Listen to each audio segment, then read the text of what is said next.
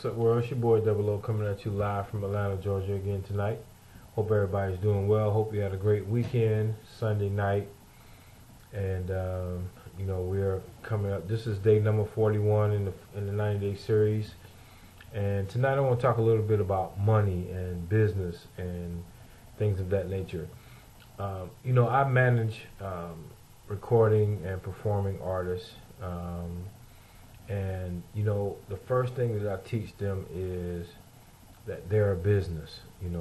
You are a business. Your career, your recording career, everything that you do now is a business. It has always been, but for the most part, artists, as athletes and various people who come into money very quickly, large sums of it, they don't realize that, that money is being taxed, and there are several things that's just taking money from them.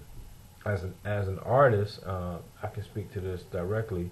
I'm a manager, and when you have a manager in your business, 20% of your gross income or 15% of your gross income, or whatever you negotiate with your manager or your artist, that directly comes to your manager. So let's just say you get $100 million, or let's make it smaller than that. Just for clarity's sake. Let's say you get $1 million. 20% of that off the top goes to your manager, or your agent, or whoever you have. If you're an athlete, you have an agent. That 20% comes right off the top. Before you get anything, your manager or your agent gets that money. So that's $200,000 that's gone. So you got $800,000. Not really, because now you still have to pay taxes on that $1 million that you got paid. That's right. You pay taxes on $1 million, even though you're paying it out to someone. That's a tax write-off, but still you're paying taxes on $1 million. You have to become very, very smart about how you handle your money, saving money and living off of a percentage of it and not off of all of it. I can tell you from having earned large sums of money as a younger man, you can blow through it very quickly, buying cars and houses and jewelry and whatever else, spending money on entertainment and things of that nature. So it's very important that you learn how to handle money. This is a book that I recommend to everyone. It's called The Richest Man in Babylon. Some very great lessons in that little book. And this is the second time I think I've mentioned it on some of my videos. But, you should pick this book up. It's by George S. Clason, and it's called The Richest Man in Babylon. Very great principles. It's written in a old style language, but it really is very simple to understand, and is very, very important to grasp the principles that this book talks about. What I have learned and I've seen, in so many cases, I thank God for blessing me to really go through the vicissitudes of life and the hardships of life, to see how other people have, and learn from other people's mistakes and how they've blown money or things of that nature. I don't know if any of you have ever seen this series. It's called Broke, and it talks about athletes from the NFL, NBA, and the Major League Baseball, and how many of them come right out of college. They're teenagers or whatever, or young, in their early 20s, and they get these huge contracts, and then 4 to 5 years later they're broke. They're filing for bankruptcy, and they owe people millions and millions of dollars, and you wonder how that happens. Well, what happens is they go out and they spend money instead of really sitting down with someone who's competent in investing in things of that nature, and they just spend it, or they invest it very foolishly. And so, as we grow in knowledge, we have to learn how to handle money. And that's something that, even if you're renting an apartment today, you need to understand that, okay, if I'm renting today, next year I want to be able to buy a place, and how do I get to that point? You know, how do I buy a home? How do I invest my money so that, you know, it increases instead of decreases? And it, you know, it's very important to really focus on how to handle your money once it comes, even the amount that you have right now. You know, I tell my artists all the time, if you can't manage $20,000, you definitely can't manage $20 million. And if you can't manage that money when it comes to you, you know, it will do you no good to have it. And I tell them all the time, it's like you'll be the same person with $20 million as you are now. You'll be still in debt.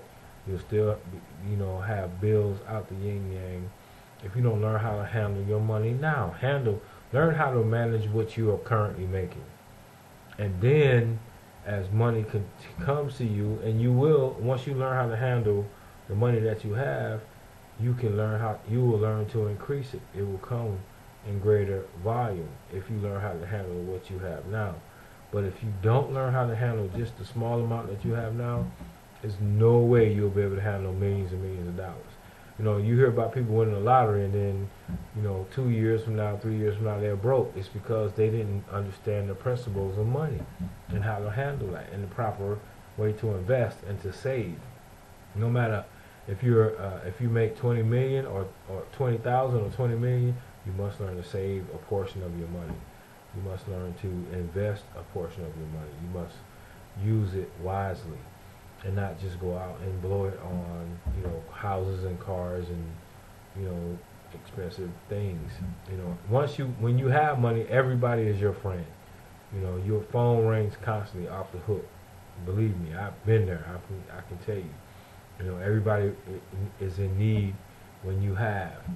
When you don't have, your phone never rings. You can't buy a phone call from a friend or a family member when you're broke. But when you have a lot of money, everybody's calling you.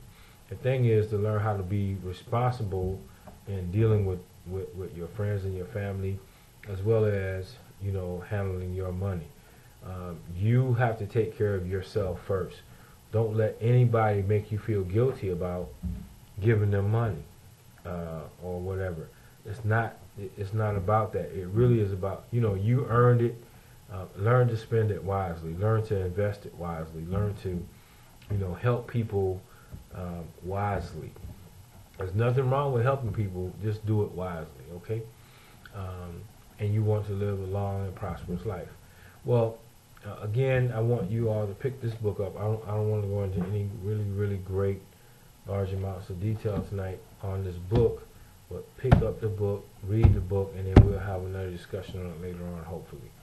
So again, tonight's lesson is learn to handle your money wisely and learn to take care of yourself and learn to invest, and then help other people.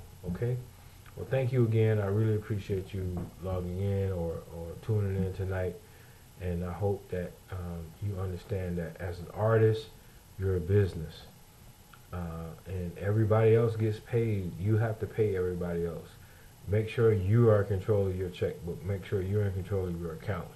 Don't give other people access to your accounts without knowing that you can trust them. And even the ones that you can trust, you want to double check on them as you are making money and having them help you pay bills or do whatever, handle expenses or whatever. Same thing as athletes. If you're out there, please protect yourself.